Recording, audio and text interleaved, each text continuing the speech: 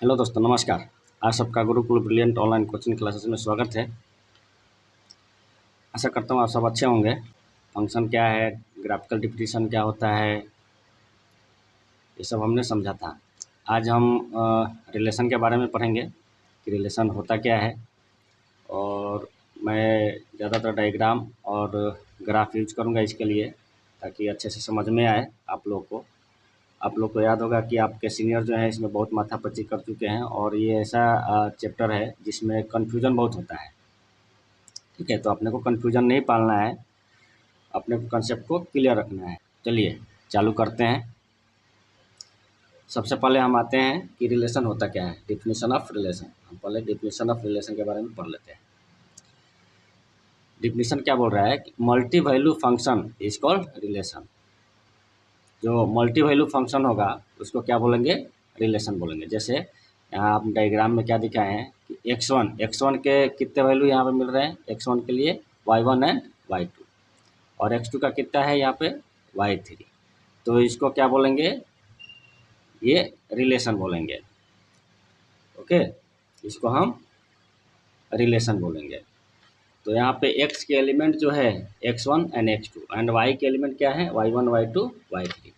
तो x1 के कितने वैल्यू हैं y1 एंड y2। x1 के लिए y में एलिमेंट जो है x1 एंड y2 मिरर मिल रहे हैं, जबकि x2 के लिए y3 इमेज मिल रहा है।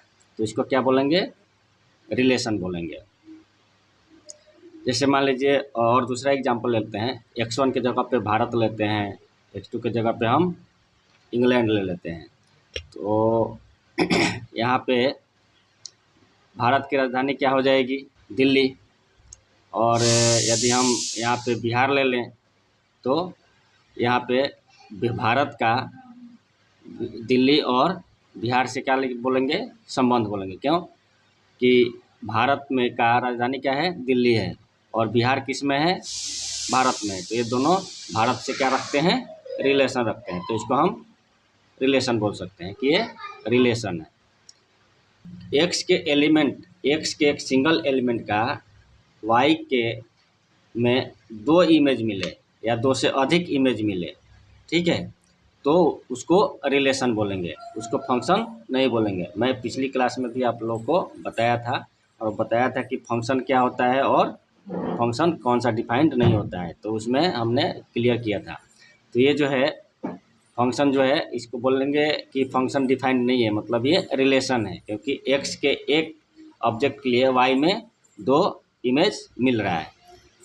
ठीक है, तो इसको हम रिलेशन बोलेंगे। उसी प्रकार हम आते हैं कि what is the graphical definition of relation. Relation का ग्राफिकल डिफिनीशन क्या हो सकता है। मैंने यहाँ पे कोशिश किया है दिखाने का graphical definition. If a line trace parallel to axis of y. चलो हमने एक ग्राफ बनाया है। ओके,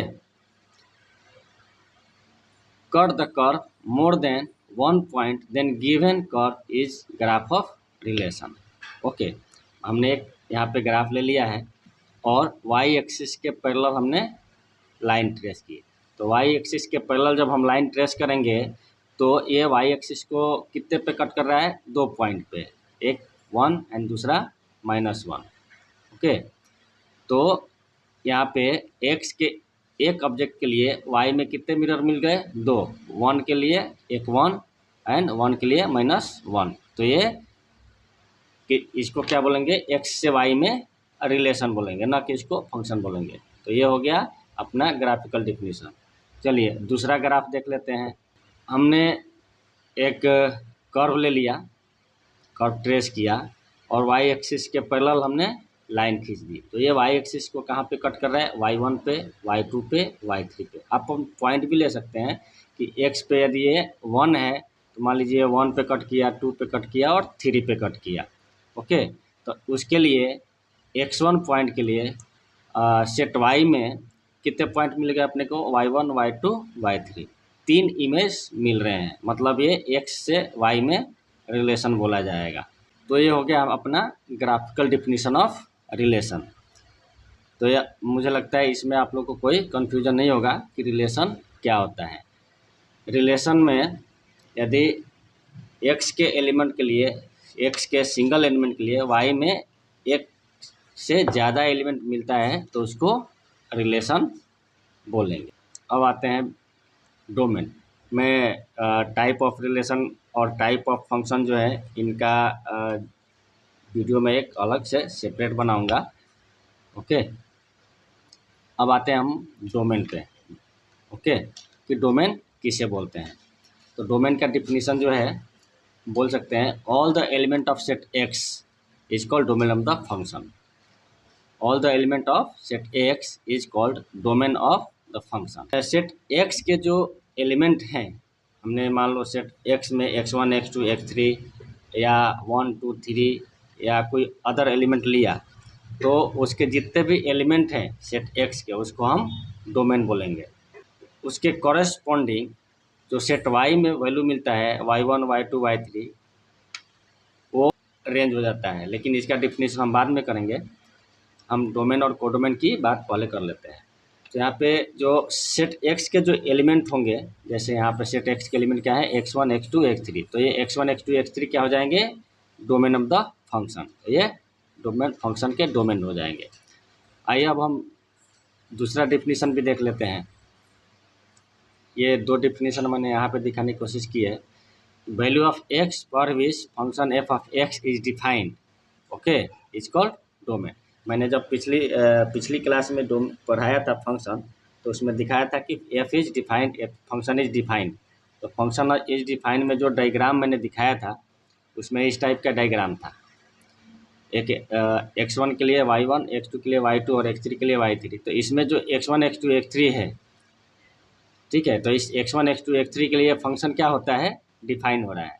तो जिस x के एलिमेंट के लिए फंक्शन डिफाइंड होगा उसको हम डोमेन बोलेंगे।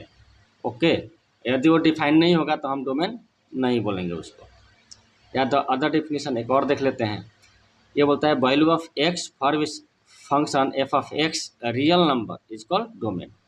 ओके, यदि एफ ऑफ एक्स की वैल्यू रियल आती है, जैसे हम x की वैल्यू को रखते हैं, ओके, और उससे जो फंक्शन एफ ऑफ एक्स यदि वैल्यू जो हमको मिलती है तो उसको डोमेन बोलेंगे। यहाँ पर लिखा हुआ है value of X for which F of x is real number, जिसके लिए F of X real number होता है तो हम उसको डोमेन बोल सकते हैं। ओके, एग्जाम्पल के लिए यदि हम y equal to root x लें तो इसके लिए डोमेन ऑफ फंक्शन क्या हो जाएगा, 0 टू इन्फिनिटिव, क्योंकि यहाँ x 0 रखेंगे तो 0 आएगा और x को इन्फिनिटिव रखते हैं तो इसके लिए वैल्यू हमारी इन्फिनिटिव रियल मिलेगी, तो हम ये इसको डोमेन बोल देंगे। तो यहाँ पर और एक लॉगरिथमिक फंक्शन के थ्रू भी देख सकते हैं, f of x equal to root under ln x। तो यहाँ पे x की वैल्यू के लिए यहाँ पर जब x इन्फिनिटिव 0 रखेंगे, इन्फिनिटिव रखेंगे तो क्या आएगा, 0 टू इन्फिनिटिव आएगा। तो इसके लिए भी ये क्या हो जाएगा, डोमेन हो जाएगा। जो डोमेन की वैल्यू आएगी 0 टू इन्फिनिटिव, तो फंक्शन डिफाइंड हो रहा है। तो फंक्शन डिफाइंड हो रहा है तो हम इसको क्या बोलेंगे, डोमेन बोलेंगे। ओके, या यदि हम ग्राफ के थ्रू हम इसको डिफाइन करें तो देखिए मैंने यहाँ पे एक साइन एक्स का ग्राफ लिया है। साइन एक्स का हमने ग्राफ बनाया है, f of x equal to sine x. तो साइन एक्स का हमने ग्राफ लिया है। तो साइन एक्स का जब ग्राफ लिया तो यहाँ पे हमारी वैल्यू क्या मिल रही है, इन्फिनिटिव टू इन्फिनिटिव। इस इन्फिनिटिव टू इन्फिनिटिव के लिए फंक्शन एफ जो है रियल नंबर है, ये फंक्शन डिफाइंड होगा। तो यहाँ पे डोमेन क्या हो जाएगा, माइनस इन्फिनिटिव टू इन्फिनिटिव। यानी यहाँ पे जो डोमेन की डिफिनीशन हो जाएगी, x coordinate of the curve is called domain of the function. तो मैंने यहाँ डोमेन की आपको 4 डिफिनीशन दिया। पहला डिफिनीशन हमने क्या बताया कि all the element of set X is called domain of the function. मतलब सेट एक्स के जितने वैल्यू हैं उन सबको क्या बोलेंगे, डोमेन बोलेंगे। दूसरा डिफिनीशन क्या हो गया कि value of X for which function f of x is defined. X की वैल्यू जिसके लिए function f of x defined होता है वो डोमेन होगा। दूसरा, तीसरा तीसरा मैंने क्या डिफिनेशन दिया, value of X for which F of X यानी function of X real number. ठीक है, एक्स की वैल्यू के लिए यदि a function of X real number होता है तो वो डोमेन होगा। अपना चौथा डिफिनेशन क्या हो गया कि एक्स कोऑर्डिनेट, ठीक है, x coordinate of the curve क्या होगा, डोमेन होगा। यदि कर्व के एक्स कोऑर्डिनेट को क्या बोलेंगे, फंक्शन का डोमेन बोलेंगे। तो यहाँ पे हमने डोमेन के 4 डिफिनीशन देख लिए और रिलेशन के भी डिफिनीशन देख लिए। अब आते हैं कोडोमेन। कोडोमेन की परिभाषा क्या बोलती है कि all the element of set y, मतलब सेट वाई के जितने भी एलिमेंट होंगे is called codomain of the function. वो क्या कहलाएंगे, फंक्शन का कोडोमेन कहलाएंगे। जैसे ग्राफ में हमने दिखाया है, 2 हमने डायग्राम बनाया। ओके, तो 2 एक डायग्राम बनाया यहाँ पे। तो एक डायग्राम में एक्स के एलिमेंट जो है x1 x2 x3 हैं और y के एलिमेंट है y1 y2 y3। तो यहाँ पे x1 x2 x3 के लिए सेपरेट इमेज यहाँ पे y में सेट y में मिल रहा है। तो ये जो y के जो एलिमेंट है y2 y2 y3, तो ये y1 y2 y3 क्या हो जाएंगे, कोडोमेन हो जाएंगे। और वहीं यदि हम ग्राफ डायग्राम 2 में देखें तो यहाँ पे y की जो एलिमेंट है y1 y2 y3 y4, ठीक है। तो ये y1 y2 y3 y4 जो हैं ये भी अपना क्या हो जाएंगे, कोडोमेन हो जाएंगे। क्योंकि डिफिनीशन अकॉर्डिंग टू डिफिनीशन बोलता है कि all the element of set y is called codomain of the function. Set y के जितने भी एलिमेंट हैं वो सब कोडोमेन कहलाएंगे। ओके, तो ये हमारा कोडोमेन का डिफिनीशन था और कोडोमेन का एग्जाम्पल था। अब आते हैं हम रेंज पे कि रेंज होता क्या है। चलिए दोस्तों, तो रेंज के लिए भी हम अलग अलग डिफिनीशन देखते हैं और समझने की कोशिश करते हैं। मैं बाद में इस पे क्वेश्चन भी सॉल्व करूंगा तो वहाँ और अच्छे से क्लियर हो जाएगा। वहाँ भी बताते रहूँगा कि फंक्शन, कोडोमेन, रेंज ये सब क्या है, डिफिनीशन भी याद दिलाते रहूँगा। रेंज क्या बोल रहा है definition, the element of set Y, set Y के element obtained corresponding to set X is called range. Okay, मतलब कहने का अर्थ ये हुआ कि सेट वाई के जो एलिमेंट हैं सेट एक्स के कॉरेस्पॉन्डिंग ऑब्टेन्ड होते हैं तो उनको क्या बोलेंगे, रेंज बोलेंगे। या value of the function f of x corresponding to its domain is called range. Okay, कहने का अर्थ यह हुआ कि जो डोमेन है उस डोमेन के कॉरेस्पॉन्डिंग यदि फंक्शन के जो वैल्यू होगा वो रेंज कहलाएगा। मतलब जो हमारा डोमेन है उस डोमेन के कॉरेस्पॉन्डिंग जो वैल्यू फंक्शन की मिल रही है वो वैल्यू क्या हो जाएगी, रेंज हो जाएगी। एग्जाम्पल भी देख लेते हैं। यहाँ पे देखिए डायग्राम में मैंने क्या दिखाया था, इस फंक्शन के लिए x1 x2 x3 के लिए अलग अलग वैल्यू सेपरेट मिल रही है। तो x1 के लिए क्या मिल रहा है, y1, x2 के लिए इमेज y2, x3 के लिए इमेज y3। तो यहाँ पे रेंज क्या हो जाएगा, y1 y2 y3, क्योंकि जो हमने ये ऊपर वाला जो डिफिनीशन पढ़ा कि the element of set y obtain corresponding to set x is called range. तो ये इस डिफिनीशन को क्या कर रहा है, डिफाइन कर रहा है। तो इसमें y1 y2 y3 क्या हो जाएगा, अपना रेंज हो जाएगा। जबकि दूसरी डायग्राम जो हम यहाँ पे देख रहे हैं उसमें कोडोमेन क्या है, y1 y2 y3 y4, ठीक है। और रेंज हमको क्या मिल रहा है, इस सेट x के जो करस्पॉन्डिंग वैल्यू है उसके करस्पॉन्डिंग वैल्यू y में क्या मिल रहे हैं, y1 y2 y3। तो यहाँ पे सेट x के करस्पॉन्डिंग वैल्यू जो है y में y1 y2 y3 मिल रहे हैं, तो हमारा रेंज क्या हो जाएगा, y1 y2 y3। तो इस 2 डिफिनीशन से हमारा ये क्लियर होता है कि जो रेंज है वो कोडोमेन के बराबर भी हो सकता है और कोडोमेन से कम भी हो सकता है। रेंज कोडोमेन से बड़ा नहीं हो सकता है। यहाँ पे कोडोमेन जो है पहला डायग्राम में जो कोडोमेन जो है वही यहाँ पे रेंज है, जबकि यहाँ पे देखिए जो कोडोमेन है वो रेंज नहीं है। तो रेंज जो है कोडोमेन के बराबर भी हो सकता है और कम भी हो सकता है। फिर से मैं इसको आपको रिपीट कर देता हूँ, कोडोमेन और रेंज। कोडोमेन की डिफिनीशन जो है, all the element of set y is called codomain of the function. और यहाँ पे हमने डायग्राम भी दिखा रखा है। और रेंज जो है, हमने रेंज की परिभाषा दिया, the element of set y obtain corresponding to set x is called range.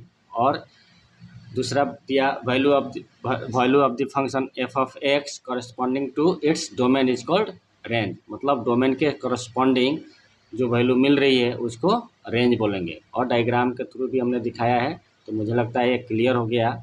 और डायग्राम से ये पता चलता है कि रेंज जो है हमेशा कोडोमेन से छोटा होगा या कोडोमेन के बराबर हो सकता है, कोडोमेन से बड़ा नहीं हो सकता है।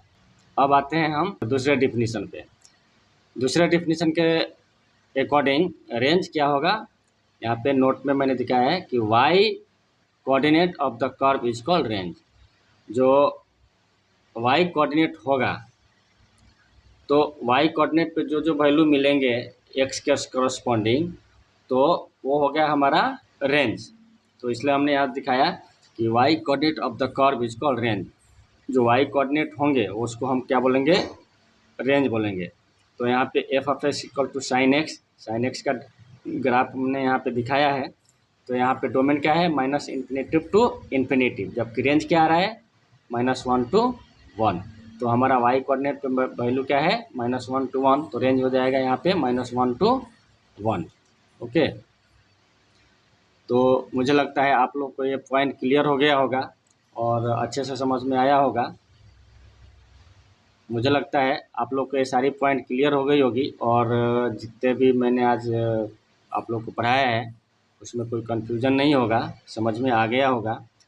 तो कृपया करके आप लोग इसको अच्छे से पढ़ें, और वीडियो अच्छा लगे तो लाइक करें, सब्सक्राइब करें, ताकि आप लोग को अगली वीडियो के लिए नोटिफिकेशन मिल सके। और मैं भी आप लोग को और ही बेहतर तरीके से, बेहतर ढंग से पढ़ा सकूं। तब तक के लिए धन्यवाद।